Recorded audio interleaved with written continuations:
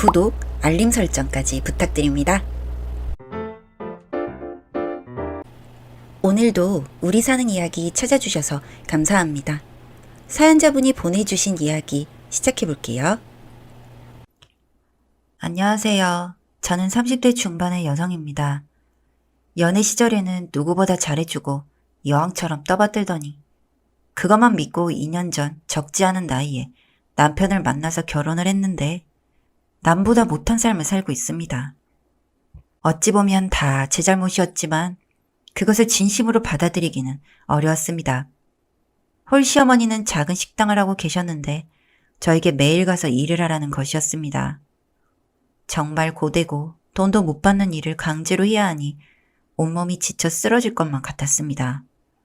하루라도 안 가면 당장 이혼할 것처럼 화를 내고 시어머니에게 고자질을 해서 절 이상한 사람을 만들었습니다. 친정이 못 살던 것도 아니고 직장도 있었는데 늦은 결혼으로 노산이 될까봐 전업으로 살겠다고 하고 결혼한 건데 정말 어이가 없었습니다. 하필이면 시어머니도 몸이 안 좋으셔서 제가 나서서 일을 하지 않으면 돈 주고 사람을 사야 할 형편이었습니다.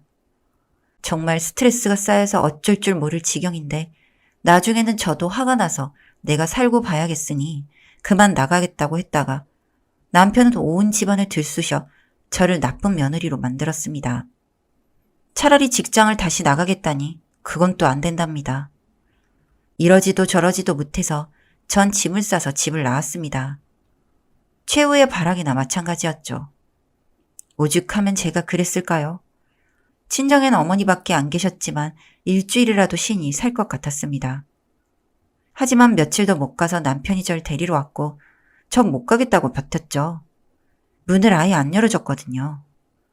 친정엄마가 둘 다 참 고집이 대단하다면서 혀를 차셨어요. 여기까지는 일반 사람들도 이 정도는 싸우고 산다고 생각하면서 그냥 참았는데요. 어느 날부터는 남편이 전혀 연락이 없는 거예요. 그럴 수도 있겠지 했는데 갑자기 부하가 치밀더라고요. 대체 이건 뭔가 싶고요. 몰래 식당에 갔더니 웬 젊은 여자가 일을 하고 있었어요?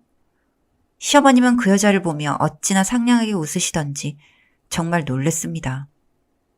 안 되겠다 싶어서 남편에게 만나자고 전화를 걸었어요. 그러자 이혼을 해줄 테니까 염려 말라고 서류 준비해서 다시 연락하라는 거예요. 전 와서 용서해달라고 빌 줄 알았는데 황당했어요. 변호사 상담을 하러 갔더니 지금은 그 여자와 남편의 관계가 중요하다면서 그것부터 알아내고 아직 결혼한 지 얼마 안 돼서 위자료나 재산 분할은 많이 기대하지 말라는 겁니다. 더 화가 났고 며칠 동안 친구와 함께 식당 주변에서 남편과 그 여자와 시어머니 행태를 낱낱이 사진을 찍고 저 대신 친구가 밥을 먹으러 가면서 테이블 밑에 몰카와 도청장치를 달아서 무슨 이야기를 하는지 알 수 있도록 했어요.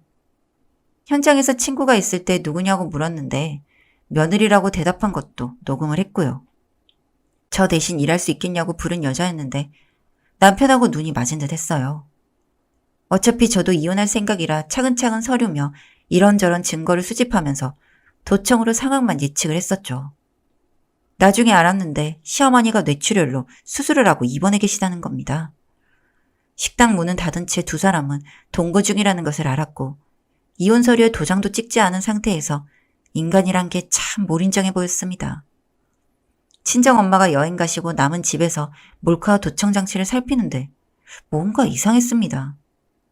손님이 없고 식당에 둘만 있을 때 제가 봤던 화기애애한 그런 분위기가 아니었습니다. 뭔가 표독스럽고 앙칼진 목소리로 시어머니에게 명령조로 얘기를 하고 시어머니가 식당을 물려받으려면 본인에게 제대로 하라고 하자 큰 다툼이 생겨서 그 여자가 어머니를 밀치다가 식탁에 머리를 맞아 쓰러진 것을 보게 된 겁니다. 그 후로는 그 어떤 소리도 영상도 보이지 않았습니다. 어차피 이혼을 하면 남이지만 시어머니가 예민하고 가끔 원성을 높이셨어도 잘 알지도 못하는 여자에게 우발적이지만 살해당할 뻔한 일을 곱게 넘어갈 수는 없었습니다. 남편은 그 여자에게 완전히 넘어가서 어머니는 투병으로 그렇게 힘들어 하시는데도 간병인만 붙이고 병원조차 제대로 가보지 않는다고 하더군요. 둘은 여행을 다니며 아주 둘만의 좋은 시간을 보내고 있었습니다. 마지막이다 생각하고 전 시어머니의 병실에 다녀오기로 했습니다. 4인실이었는데 그날따라 어머님은 계시고 침상이 다 비어있더군요. 어머님은 편바비가 오긴 했지만 의식은 돌아오셔서 의사소통에 문제가 없을 정도였습니다. 저를 보시자 손을 꼭 잡아주시며 미안하다고 하셨습니다. 내가 널 믿었으면 이렇게 되지 않았을 건데 미안하다. 그 한마디에 시어머니에 대한 서운함은 모두 사라지고 어떻게든 구해드리고 싶다는 생각뿐이었습니다. 그리고 믿을 수 없는 비밀을 털어놓으셨습니다. 제 남편은 어머니가 낳으신 친자가 아니라는 겁니다. 낳은 아들은 5살 때 앓다가 죽었고 지금의 남편은 시아버지가 데리고 온 아들이란 겁니다. 밖에서 나와서 그 여자와 살림을 차리고 살다가 여자가 바람을 피워 나가버려서 데리고 들어온 아들이라면서 하도 의지할 데가 없으니 그런 남편이라도 옆에 있어서 그냥 참고 살았다고 털어놓으셨습니다. 모진 세월 얼마나 힘드셨을까 저도 감정이 이입이 돼서 눈물이 떨어졌습니다. 피는 못 속인다고 그랬지. 너하고 헤어지고 새 여자 만나서 제대로 엄마 모시고 살겠다는 말에 내가 잠깐 혹했다. 그러면 안 되는 건데 말이야. 들어보니 남편은 어머님 명의의 등기 권리증과 식당을 확장하겠다고 보증금에 권리금까지 다 빼가서 지금 사는 빌라도 넘어갈 판이라는 겁니다. 당신은 퇴원해도 갈 곳도 없다면서 억울함을 풀어달라고 하셨습니다. 전 이혼소송과 형사재판을 같이 진행하면서 둘이 어디에 사는지, 어머님의 돈이 어떻게 흘러가 그 여자의 명의로 된 아파트로 흘러 들어갔는지 경찰의 수사가 시작되었습니다. 참으로 기가 막힐 노릇이었습니다. 알고 보니 그 여자는 이미 전과 기록이 수두룩한 전문 사기꾼이었습니다. 남편은 원래 그런 사람들이 마음 잡고 살면 착하게 산다고 되지도 않는 말을 중얼거렸습니다. 전 모든 증거를 잡고 있었고 병실에서 어머니의 녹취록까지 확보했기 때문에 우월한 입지에 있었음은 분명했습니다. 하지만 그들이 단순한 연인 관계인지 어떻게 여기까지 온 건지 수사를 하는 와중에 황당한 일이 닥쳤습니다. 그 여자는 아버님이 잠시 바람을 피워 남편을 낳았던 그 생모의 딸이었습니다. 둘은 유전자상으로 남매였던 거죠. 가족관계 증명서에도 남편이 돌아가신 시아버님의 호적에 올라왔던 시기와 그 여자가 태어나 생모와 또 다른 계부의 호적에 올라간 수법이 아주 비슷했습니다. 전 남편이었지만 확실하게 매듭을 짓기 위해서는 잠시나마 설득이 필요했습니다. 그는 절 못 믿겠다면서 경찰 조사를 가서도 묵비권으로 일관했습니다. 이미 남편도 그 여자 때문에 사기죄로 수배가 내려진 터라 더 버텨봤자 승산이 없었습니다. 전 안 되겠다 싶어서 대진신문을 할 때 지금 법적으로 당신과 내가 이혼 전이므로 지금 사실혼 관계는 중혼도 아니고 그저 상간녀일 뿐이다. 그러니 내 말을 듣지 않으면 손해배상 소송도 들어가겠다고 했더니 흠칫하는 겁니다. 그 후엔 변호사를 통해 모든 일을 진행해 나갔습니다. 시어머니는 회복이 되셔서 보행도 가능하게 되셨고 저에게 돌아가는 상황을 들으시면서 절대 용서할 수 없고 재산을 다 찾아서 집에 들어가겠다고 결심을 하셨죠. 그리고 모아둔 폐물을 다 저에게 주시며 알뜰하게 쓰라고 하셨습니다. 정말 어머님이 처음으로 친엄마 같다는 생각까지 했습니다.